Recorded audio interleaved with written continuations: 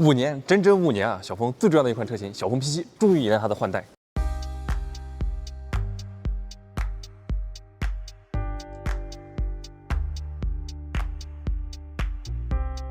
5年前呢，小鹏通过一款小鹏 P7树立了小鹏品牌在大家心目中的这种年轻、动感以及科技感的一个形象。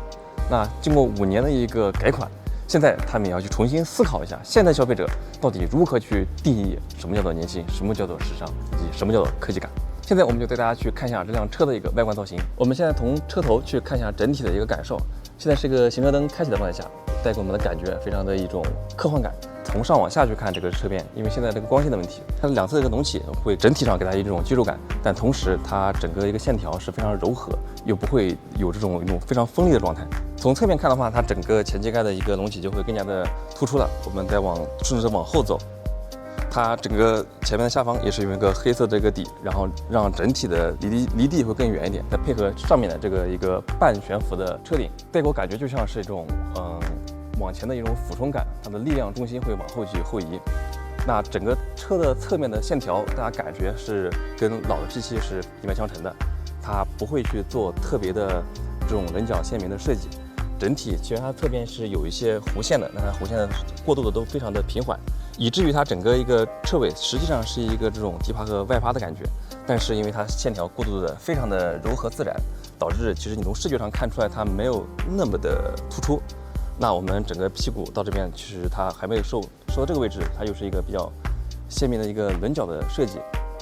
然后它整个底部用一个黑色的一个过渡，让大家感觉到其实整体它更加的扁平，配合整个前面的车头，它的修长感会更加的明显。通过这种低趴和流线型的设计呢，让整辆车的一个风阻系数能达到0.201这样的一个风阻，它可以去实现整体的续航在702到820公里的一个续航。它的即便是4驱版的车型也能到750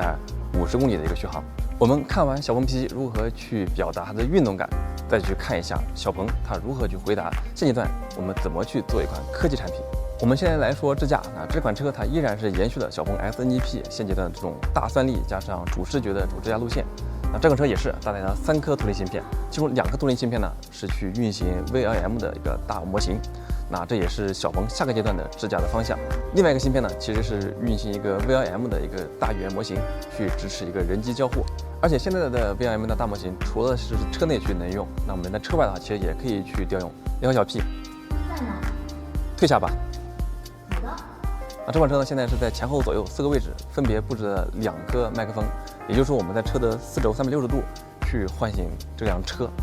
它都可以去回应我们。那我们唤醒它能干嘛呢？它除了像是去做一些简单的问询，我们去了解车的一些状态，以及去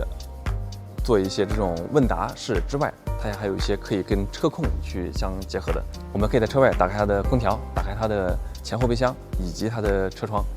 此外的话，它也能去跟支架系统去做一些联合。例如我们下车之后，在一个极窄的车位我们过往去做一些这种遥控泊车都是需要用手机。现在我们在车外其实是可以让小 P 去帮我们往前挪、往后挪，以及去通过一些狭窄的通道。我们先说下座椅因为很多运动型的车其实座椅都坐的不是特别的舒服，那这辆车就不一样，我们能感受到它的特别是坐垫的长度，它这块是可以去提供一个电动的腿托，我们可以去延长。这样的话，而且我们去仰起来之后，那整体就算是开长途过程中，我们的腿部也是有很好的支撑。其次是它的整个靠垫，这靠垫的触感非常的舒适，而且的话，它的整个一个发泡材质的话，我们觉得也是非常的柔软。其次它两侧现在是有一个这种电动的这种支撑，就跟小米速七一样，你去在激烈驾驶过程中，它能去迅速的调整，去给到我们更好的一个支撑感。我个人感受这个座椅就是小米速七座椅的一个升级版。体感会比小米速七会稍微好一些。我现在已经调整到我一个正常、比较舒适的驾驶的这种空间，能感受到我的头部离上面真的是非常的远，很多的车都达不到。那我们再看一下我们的视野前方，整个一个方向盘它是一个这种偏向运动式的这种地形的方向盘。它两侧有这种按钮，右侧是做驾驶模式的调整，然后左边的话是它支架的按钮，去调节它的跟车距离以及车速。我们通过方向盘的这个前方，它有一个小的仪表屏。现在这个状态它是展示的是歌词，但如果我们切换不同的驾驶模式，